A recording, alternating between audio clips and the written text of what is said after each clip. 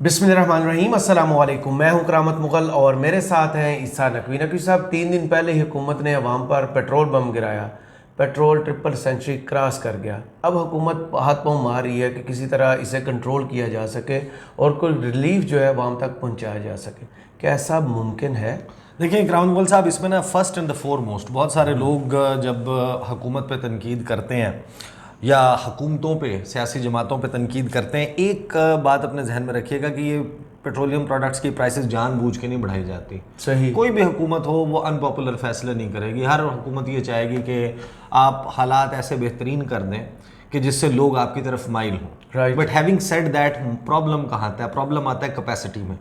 कि आपको पहली बात ये कि आपको इदराक है प्रॉब्लम का, या आप कबूतर की तरह आंखें बंद कर रहे हैं। इस वक्त मोहम्मद बिन सलमान, सऊदी वली अहद और रूसी सदर व्लादिमीर पुतिन ने पूरी इंटरनेशनल मार्केट को हिला के रख दिया।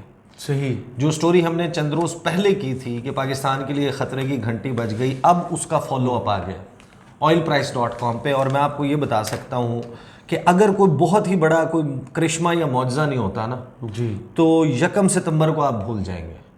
अच्छा। जो 31 अगस्त और 1 सितंबर की दरमियानी रात प्राइसेस बढ़ी हैं 14 रुपए से 15 रुपए के दरमियान पेट्रोल की, कोई 17-18 रुपए डीजल की, और ट्रिपल सेंचुरी को आपने क्रॉस किया है, ये आप भूल जाएंगे।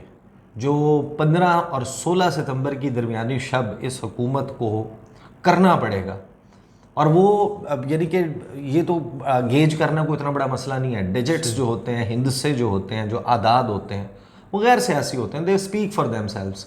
इस वक्त आप जहाँ पर खड़े हुए हैं और दूसरी तरफ जो हुकूमत और ये लोग, ये सियासी जमातें कहाँ पे खड़ी हुई हैं, देखें इनको सब कहानी मुड़ के घूम के आती है सियासी अदम इस्तेहकाम की तरफ। सही। जिस वक्त तक आप उसको फिक्स नहीं करेंगे ना, वो एक वाकया है जो सुनाया जाता है, मतलब ऑब्वियसली कि एक कुएं में कुत्ता गिर गया और उसमें से स्मेल भी आ रही थी और वगैरह वगैरह। तो मौलवी साहब से पूछा कि जनाब क्या करिए, क्या करना है?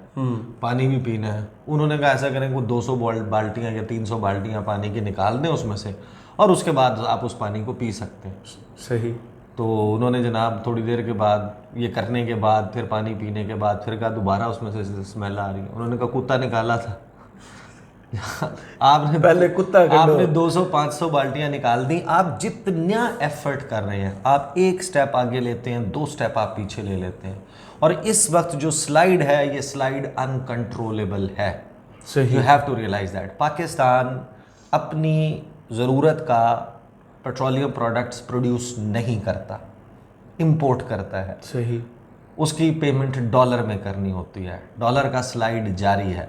और जो इस वक्त सूरत हाल है ना, जो इसहाक डार और मरीम नवाज करे, मैं आता हूँ मोहम्मद बिन सलमान, oilprice.com की ये खबर जो है ना, ये एक बहुत बड़ी आपको आज वार्निंग मिल गई है। और अगर आप इसको फिक्स नहीं कर रहे, मैं आपको बता रहा हूँ प्रैक्टिकली इस मुल्क में अवाम के साथ जो होने वाला है ना आने वाले दिनों में, और ये किसी की ख्वाहिश नहीं है। यू हैव टू अभी मजीद बोला करें साथ, आप जो कुछ हो चुका है मजीद वो मजीद बर्दाश्त से बाहर है। आप इस सूरत हाल में देखें कि जाहिर है कि ये निगरान वज़ीर आज़म साहब ने एक मैसेज दिया, वो सलीम साफ़ी को इंटरव्यू दिया, उसमें उन्होंने कहा कि बिजली के मामले पर जल्दी फैसला नहीं करना चाहते।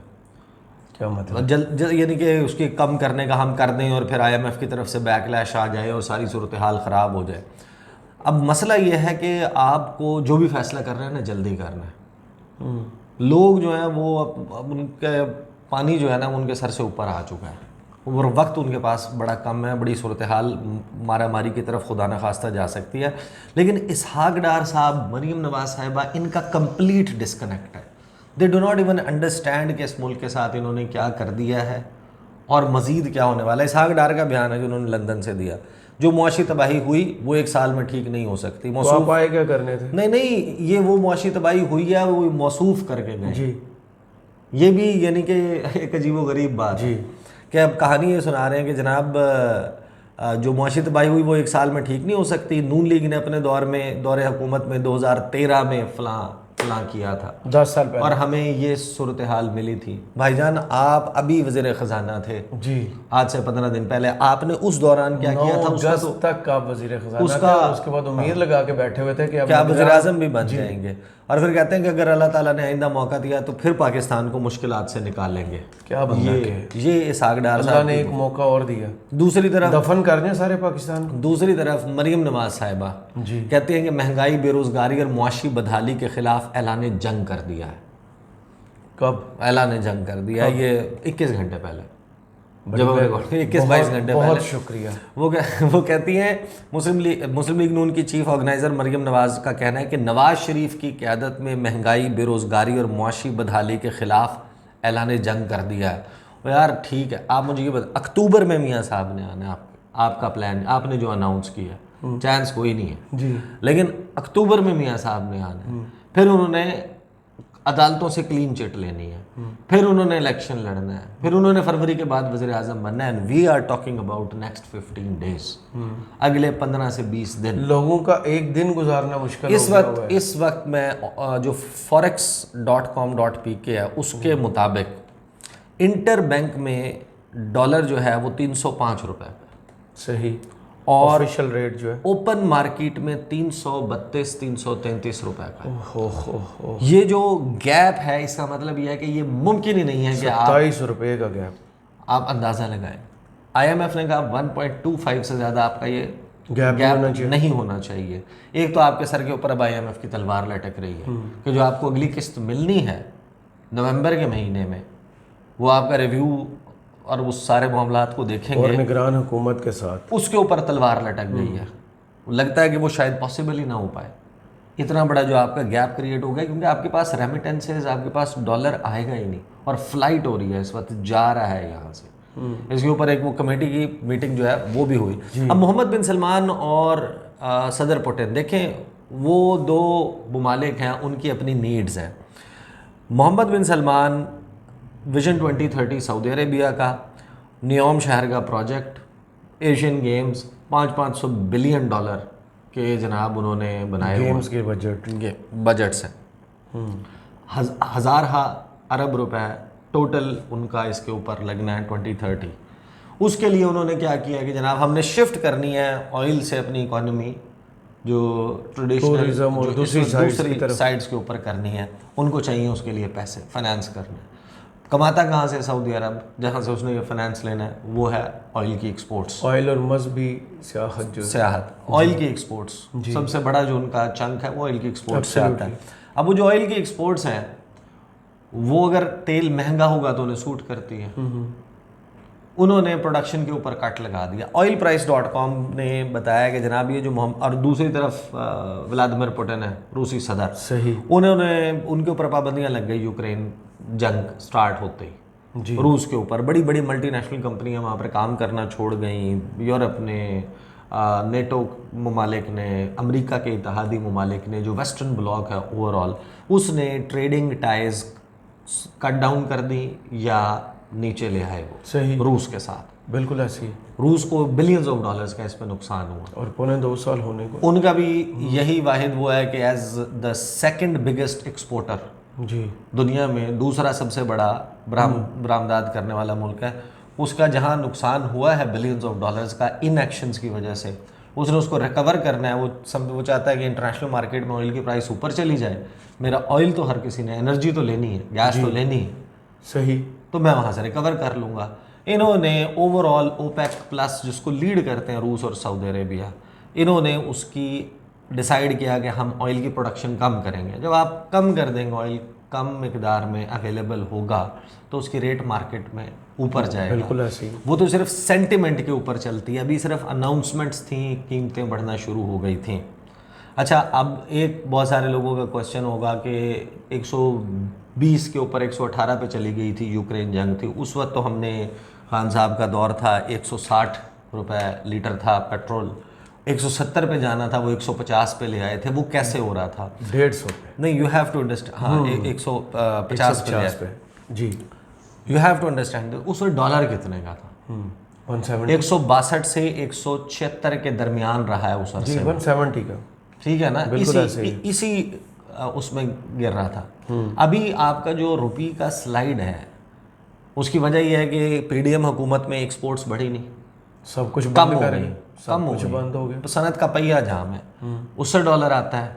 दूसरा आपके पास डॉलर आता है रेमिटेंसेस से। लोग को ट्रस्ट ही नहीं था इन लोगों को ट्रस्ट से अलावा ना, जब आपका ओपन मार्केट में 200 अब 333 है और इंटरबैंक जो है वो 305 है, लोग इंटरबैंक भेज नहीं रहे, वो सारे नहीं ना करते, ऑफिशियल चैनल से नहीं भेज रहे, ज़्यादातर अब लोग दूसरे तरीके से भेज रहे हैं।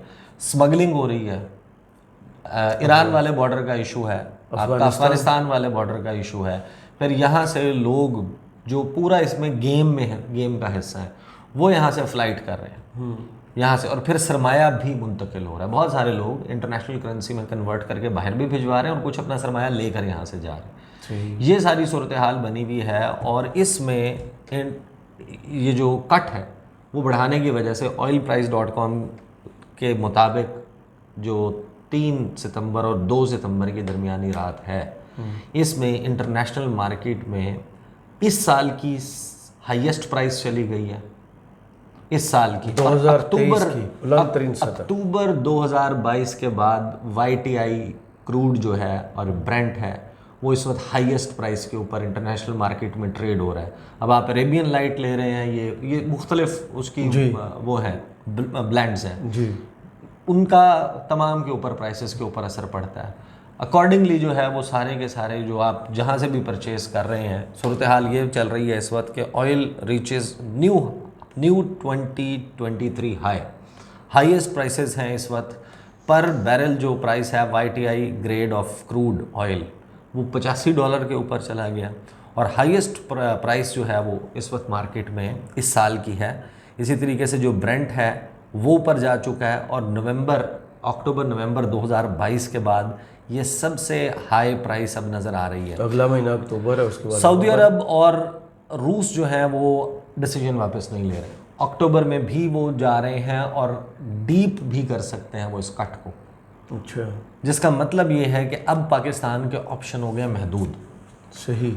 आप मंडे, ट्यूसडे, वेंसडे ऑनवर्ड्स किसी ना किसी दिन आप देखेंगे कि हुकूमत के IMF इसके ऊपर बहुत ज़्यादा ऑफेंड ना हो, इंटरबैंक में जो डॉलर का रेट है वो इवेंचुअली ये जहाँ पर अब इस वक्त ओपन मार्केट में ट्रेड हो रहा है उसके करीब चला जाएगा, उससे 2 रुपये 4 गैप कम हो जाएगा, 2-4 रुपये 5 रुपये का गैप रह जाएगा। जब वहाँ पर जाएगा तो आप इससे अफ़गानिस्तान नहीं मुतासर होगा। जो हम कह रहे थे ना 120 के ऊपर चला गया था यूक्रेन की जब जंग लगी थी, उस वक्त 118 पे 120 पे चला गया था, तो उस वक्त तो इम्पैक्ट नहीं आया था, उस वक्त आपकी करेंसी मजबूत थी। यहाँ पर तो करेंसी को तबाह कर गया है ना। यानी उसके बाद क्या आपके पास या सरमायाकारी आ जाए डॉलर्स की सूरत में, आपकी डिवैल्यूएशन रुक जाए, या आपके पास यानी कि फॉरेन डायरेक्ट इन्वेस्टमेंट आ जाती है, या फिर आपको कहीं से इमदाद मिल जाती है। ये सारे ऑप्शन, ये सारे के सारे ऑप्शंस इस वक्त बिल्कुल कहीं से कोई उम्मीद नहीं है। सही। तो उसमें ये ऑप्शंस अब आपके पास ख़त्म हो गए हैं। जैसे ही ये डॉलर जो है वो ऊपर जाएगा बाय 15 सितंबर, 15 से 16 सितंबर की दरमियानी रात जो आप नई प्राइस आएगी, नई प्राइसेस हैं, उसमें आपको इम्पैक्ट ट्रांसफ़र करना पड़ेगा। आप एक्सपेक्ट करेंगे ये 20 रुपये प्लस 20 प्लस 25 30 इस तरीके का जो है वो जाएगी समरी। उस पर साइकिल का दौर वापस आ रहा है। उस पर हुकूमत हतमी तौर पे डिसीजन क्या लेती है। नहीं मोटरसाइकिल देखिए, मोटरसाइकिल भी आपने पता है आपको कि सुजुकी ने 12 दिन के लिए अपना प्लांट बंद कर दिया। CD70 जो है वो 1,57,000 पे पहुंच, 1,57,000 का एक सस्ते दौर में हमने लिया था यार। 35 से 40 के दरमियान। तो ये सूरत हाल चल रही है और यहाँ पर असल प्रॉब्लम एक ये भी है, जाहिर है ये किसी के पास जादू की छड़ी तो है नहीं। अब काकड़ साहब से आप ये एक्सपेक्ट करते हैं कि वो आएंगे जो ब्लेम गेम पे चलना शुरू हो जो तबाही जो है वो खोल के गए हैं इसहाक डार साहब और PDM का टोला, वो जो कुछ करके गए हैं उसको ये फिक्स कर देंगे। या फॉर दैट मैटर अगर खान साहब रिहा हो जाते हैं अटक जेल से, लेट्स जस्ट अस्यूम, और उनको इलेक्शन क्या मतलब नहीं, उनको इलेक्शन लड़ने की इजाज़त भी साथ ही मिल जाती है, साथ ही 90 दिन में इलेक्शन भी हो जाते हैं, वो जीत भी जाते हैं, वज़ीर आज़म भी बन जाते हैं। वो फिक्स कर जल्दी नहीं, वो फिक्स कर लेंगे 2 महीने में, 3 महीने में, 15 दिन में कर लेंगे।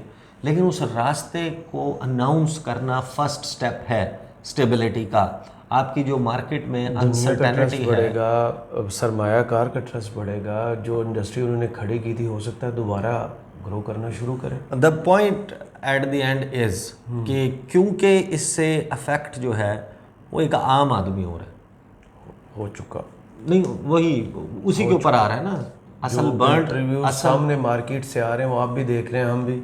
असल बर्न और बर्डन जो है वो उनके ऊपर आ रहा है। तो जो फैसला साज है उनके ऊपर तो आ ही नहीं रहा ना।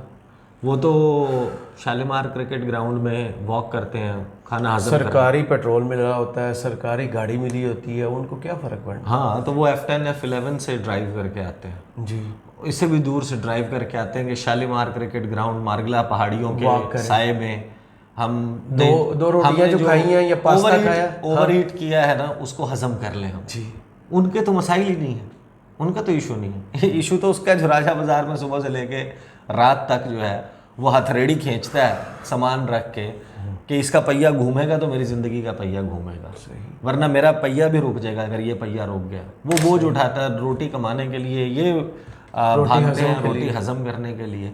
तो हजम करने वाला जो रोटी हजम करने वाला है ना, वो जब जिस तरीके के फैसले ले रहा है और उसके ऊपर मरीम नवाज साहिबा कह रही हैं कि ऐलान जंग कर दिया, जी, अपने खिलाफ ऐलान जंग कर दिया, या आप ही गरीब के खिलाफ ऐलान जंग किया, पूरा नहीं बोला। आपकी हुकूमत की पॉलिसीज हैं जिनका खमियाजा इस वक्त जो गुज़श्ता 16 महीने में आपने किया। मई में यार आप इलेक्शन करवा देते, लास्ट ईयर अप्रैल में आपने जब खान साहब ने ऑफ़र कर दिया था कि हम, और खान साहब की पॉपुलैरिटी भी उस वक्त आपको पता है कि कम का ग्राफ आज से के कंपैरिजन में कुछ भी नहीं था बिल्कुल। इनिशियली जब वोट ऑफ नो कॉन्फिडेंस पास नहीं हुआ मार्च, उन्होंने कहा था कि ये वापस ले ले, मैं इलेक्शन करवा देता हूँ, मैं असेंबली तहलील कर देता हूँ।